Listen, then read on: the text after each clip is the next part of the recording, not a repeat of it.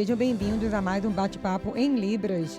Hoje temos uma convidada especial, a Débora Dias, atleta da delegação de handball e ex-presidente da CBDS, Confederação Brasileira de Desportos de Surdos. Incrível, não?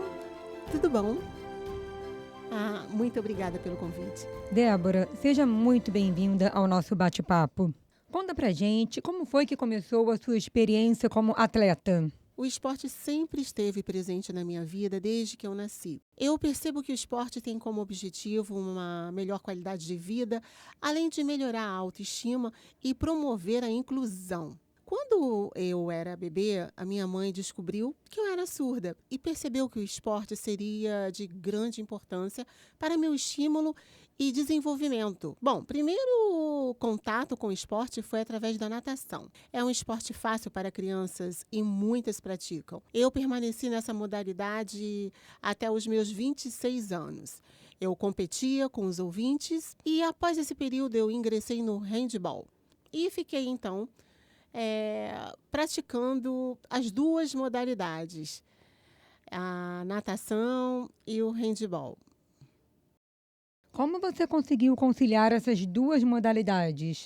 Eu conseguia. O handball eu praticava mais na escola e a natação era em um clube particular. Quando minha mãe tomou conhecimento sobre meu envolvimento com o handball, ela ficou um pouco preocupada por se tratar de um esporte enérgico e com muito contato físico. Nesse esporte, eu me sentia mais feliz porque havia uma interação maior com o outro, sabe? Era uma equipe unida. Eu percebo que a natação é um esporte mais individual e independente, ao passo que o handball é desenvolvido em equipe e com muitos treinos. Essa troca é fascinante. Eu optei pelo handball. Então você deixou a natação? Sim, eu comecei nessa época a participar da Associação Desportiva de Surdos. Mas lá não havia a modalidade do handball. Havia outras modalidades, como o futsal, por exemplo. Ah, sim. Então você já participava do futsal. Sim, eu participava porque eu amo esporte, independente da modalidade. Eu praticava muito futsal e fui me aprimorando e depois comecei a praticar futebol de campo com uma equipe de surdos. E em 2005, a associação implementou o handball e foi nesse momento que eu deixei o futebol de campo e passei a me dedicar exclusivamente ao handball. Então você passou a praticar somente o handball. Foi isso mesmo. E está até hoje. Eu optei pelo handball. Você participou de quantas edições da Surdo Olimpíada? Essa foi a minha primeira vez na modalidade handball. Em 2017, a gente tentou fazer a inscrição, mas não tínhamos equipe para representar o país. Então começamos a nos organizar para disputar o handball no Mundial de 2018. Até então, nunca uma equipe feminina havia participado, somente a masculina. E ficamos em terceiro lugar. Ah, em terceiro lugar? Foi a nossa primeira vez e já conseguimos essa colocação no Mundial. Eu espero que amanhã eu tenha êxito com uma boa colocação e suba novamente ao pódio. Conta pra gente qual foi o seu maior desafio. Além dos treinos, tem o fator emocional, certo? O maior desafio é o treino em equipe, o alinhamento entre os atletas, porque em algumas situações existem opiniões diversas dentro da equipe. Outro fator é a competição em outros países. É necessário conhecer a cultura e pensar em estratégias e conhecer os tipos de jogadas dos adversários. E não é uma tarefa fácil, hein? Conhecer o perfil do adversário, certo? Isso! Com as estratégias adequadas, a gente avança. E não podemos esquecer que o investimento no esporte, apoio financeiro, são fatores fundamentais para o crescimento e o alto rendimento do atleta. E falando ainda sobre a falta de investimento, após a sua experiência como presidente da CBDS, a sua visão mudou?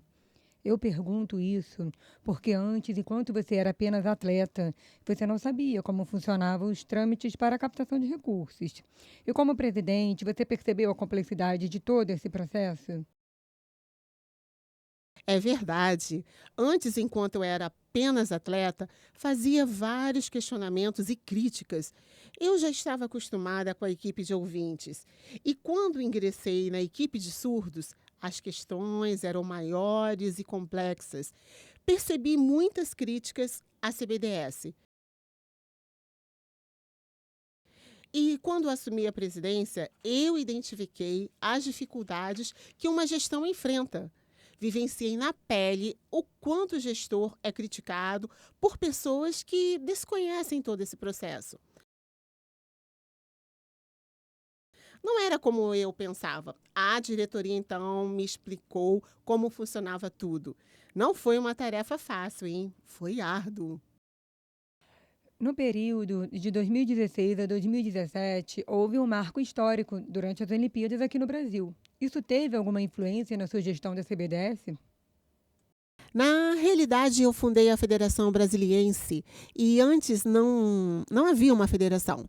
Ela foi fundada em 2007 e foram 4 anos de muita luta e trabalho e que já eram enfrentadas pela CBDS. O Gustavo me convidou para trabalhar como vice-presidente na chapa dele. E ele tinha muita expertise na gestão administrativa e eu fui aprendendo com ele e fui me aprimorando ao longo do tempo. Ele resolveu toda a parte legal, referente à documentação, para a legitimação da federação. Ele fez alguns ajustes e alterações necessárias, apontando o caminho adequado para a captação de recursos, até então difícil de conseguir. E em 2016, houve um alinhamento e fiquei satisfeita com a regularização da federação. Mas não foi um processo fácil.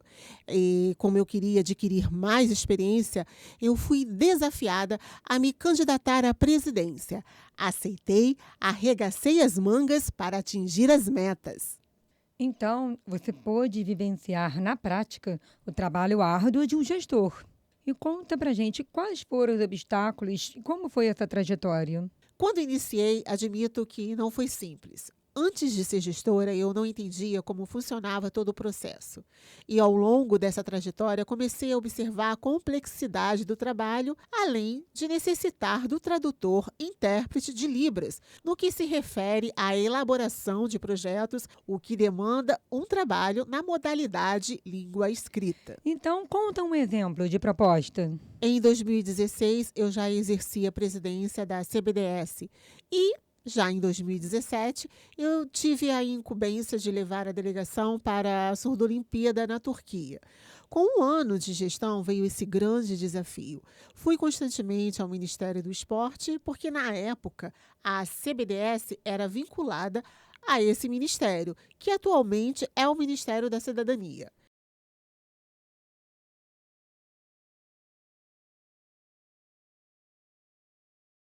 Tentamos a captação de recursos e passamos a solicitar investimentos para o esporte surdo. Aguardamos o edital de chamamento e eu estava determinada e comecei a buscar informações sobre o período de abertura desse edital. Indaguei sobre a questão do termo de formulário para concluir o trâmite e a nossa assessoria solicitou a documentação. Nós já tínhamos a experiência de todo esse processo.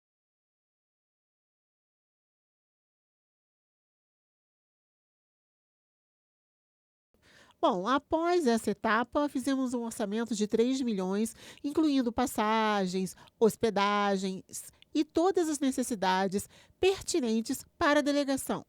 E após muita luta, conseguimos uma verba de 1,5 milhão. Pagamos as necessidades básicas à delegação e só conseguimos pagar 50% das hospedagens, além também de disponibilizar uniformes. E mediante a aprovação, elaboramos um plano de trabalho, o projeto com metodologias, objetivos e tivemos que detalhar cada despesa, além do certificado de regularização da confederação. E, conforme a exigência, tudo foi devidamente apresentado. Porém, a verba só foi disponibilizada apenas 2 meses antes da partida da delegação para a Turquia. Isso tudo gerou uma carga muito grande para adquirir passagens, fazer as reservas dos hotéis que já estavam quase todos lotados. Esse momento foi extremamente desafiador e ainda organizar a contratação dos tradutores, intérpretes de Libras para a tradução das entrevistas, suporte linguístico na modalidade língua escrita. E mais uma vez eu percebi o quanto é desafiador exercer a função de um gestor. Ah, então teve que agir e entender o porquê de tantos entraves em um processo de gestão. Você conseguia conciliar o cargo da presidência com a sua vida de atleta? É bem difícil, mas dá sim. É preciso saber dividir bem o seu tempo entre trabalho e vida pessoal, familiar. O trabalho voluntário na CBDS, mais a vida de atleta também. Mas se você quiser apresentar um grande desempenho, um perfil de alto rendimento, destes que treinam de forma árdua para conquistar medalhas, aí é preciso ter uma vida focada no esporte. Já se você for atleta de associação, só participa de competições pela sua federação, até dá para dividir sim, mas o ideal é conseguir manter o foco no esporte. Eu vivia estressada com tanta pressão, responsabilidades e entraves para resolver no trabalho, e ainda existia o trabalho voluntário e mais a vida de atleta. Sem dúvida, isto afetava o meu desempenho esportivo, sem poder focar no esporte. Não tinha tempo para dormir direito ou ter uma alimentação adequada, e isso certamente afeta a saúde. Qual é o período ideal para a preparação de um surdo atleta? Para uma competição? Eu acredito que o ideal a partir de 2 anos. Tem quem consiga se preparar em 1 ano e meio também, mas para chegar bem lá, pelo menos 2 anos antes.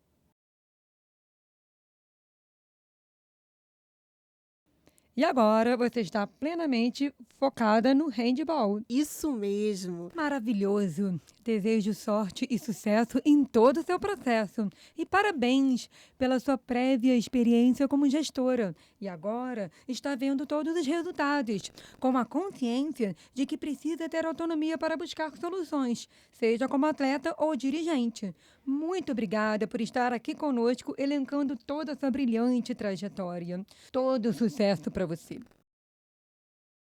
Eu é quem agradeço. Nos encontramos em breve nos próximos bate-papos. Tchau, tchau!